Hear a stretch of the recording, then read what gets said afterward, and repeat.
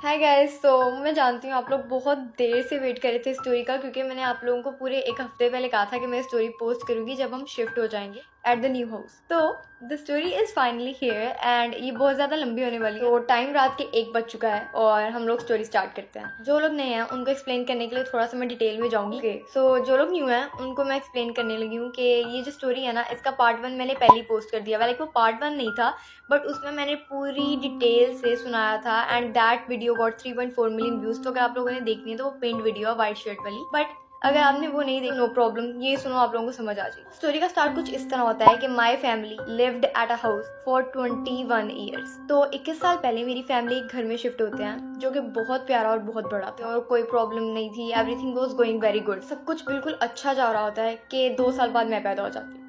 I know अभी भी सब कुछ अच्छा ही जा रहा था, लेकिन उसके बाद मेरे डैड जो थे वो बाहर चले गए अब्रॉड। वो बाबा के जाने के बाद चीज़ें खराब होने लगी। मामा ने इस तरह नोट किया कि जब मैं 4 माह की थी ना, तो मेरी मामा और मैं एक ही रूम में सोते थे। ऑब्वियसली मैं मामा के साथ सोती थी। अब मुझे आके मामा ने सारी बातें एक्सप्लेन की हैं। तो इस तरह हुआ कि रात थी और मेरी मामा मेरे साथ सोई हुई थी कि अचानक से पूरे कमरे में बहुत तेज हवा चलने लगी। और मामा ने कहा कि तब जुलाई का महीना था और बाहर इतनी ज़्यादा गर्मी थी। अब मामा सो रही है मेरे साथ and things started to get worse. मामा के ऊपर किसी चीज़ ने आके इतनी बुरी तरह जोर डाला और मामा का गला यहाँ से दबाना शुरू कर दिया। और वो चीज़ जो थी ना, वो लिटरली एक औरत थी और वो इतनी गंदी थी कि अगर मैं तुम लोगों को उसकी रेफरेंस पिक दिखा दूँ ना, तो तुम लोग यहाँ पर ही खत्म हो जाओ, हार्ट अटैक आ जाए तुम लोगों को। लेकिन मैं डाल दूंगी और वार्निंग भी नहीं दूंगी, ध्यान से रहना, ठीक है। अब मामा के ऊपर उसने इतना ज़्यादा वजन डाला कि मामा के ना हाथ से मैं पीछे फिसलती गई और बेड के ना वो दूसरे कोने पे चली गई। और ये जो चीज़ थी ना, ये मामा के ऊपर से पूरा आधा घंटा नहीं उतरी और मामा रोती रही, चीखें मारती रही, लेकिन किसी को आवाज़ नहीं गई।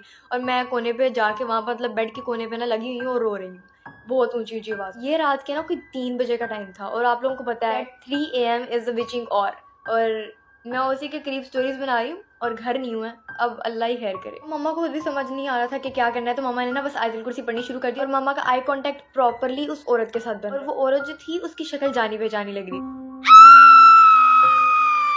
अब मैं तुम लोगों को बताती हूँ, स्टोरी में बहुत पक्के वाला ट्विस्ट आने वाला है। औरत की शक्ल एक ऐसी औरत से मिलती थी जो कि मेरी मामा को बहुत अच्छे तरीके से जानती थी और वो औरत मेरे फैमिली के बहुत ज़्यादा करीब थी। जिसे कहते हैं ना, लिटरली इतनी ज़्यादा करीब कि वो एक एक चीज़ जानती थी कि हमारी फैमिली में कितने लोग हैं, उनको क्या पसंद है क्या नहीं पसंद, वो कहाँ पर चीज़ें रखते हैं कहाँ पर नहीं रखते। भाई, जो लोग आपके करीब होते हैं ना, सबसे बुरा वाला आपको हमेशा वो मारते हैं। एंड आगे चल के तुम लोगों को पता चल जाएगा। थोड़ी देर बाद जब ये सारा कुछ नॉर्मल हुआ ना, तो मेरी मम्मा उठी। मेरी मम्मा ने उठ के अपना फ़ोन पकड़ा और इस वक्त ना फजर की अज़ानें स्टार्ट हो गई थी। मतलब ये सीन इतनी देर तक चला, 3 बजे से लेकर इस टाइम तक चला। मम्मा ने फ़ोन उठा